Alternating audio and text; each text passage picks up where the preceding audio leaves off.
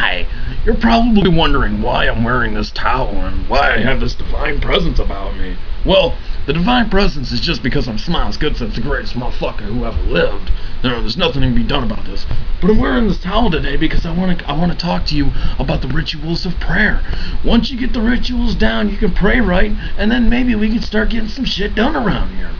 Okay, there are a few preliminary rules to praying, and if you don't follow them, you might get sent to hell.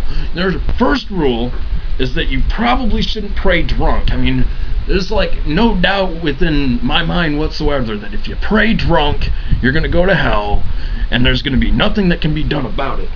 But there's a little trick I learned. I think I learned it on Martha Stewart or something. God can't see through brown paper bags.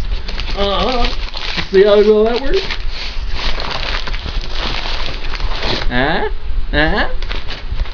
It works, believe me.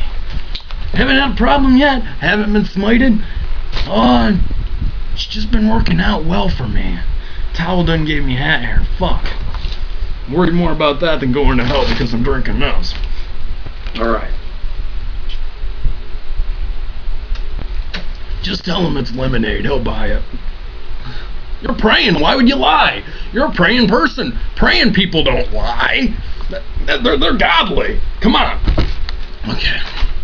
First, you have to put your hands together, okay? You gotta put your hands together like this. It's more of a radio reception, more of a kind of, you know, you don't want to do this.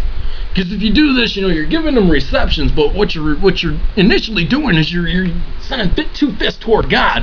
And sending two fists toward God is not a good idea, rest assured that much.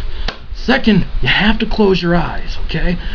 The reason why I'm not wearing my beautiful shades and I'm showing off my beautiful eyes is because you have to close your eyes. God can only hear you if your eyes are closed.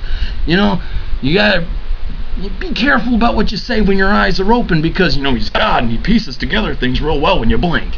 But God cannot hear you unless if your eyes are closed and you're doing this.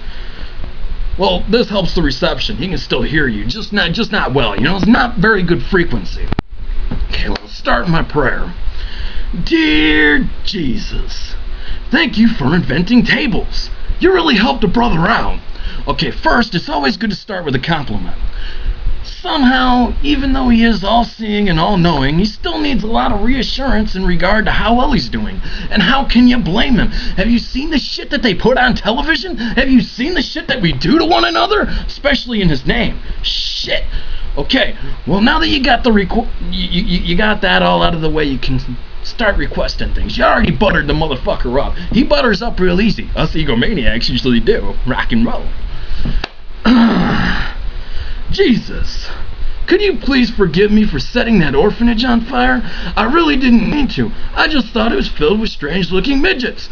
This is really, really great. See, because He has to forgive you. Because He's Jesus.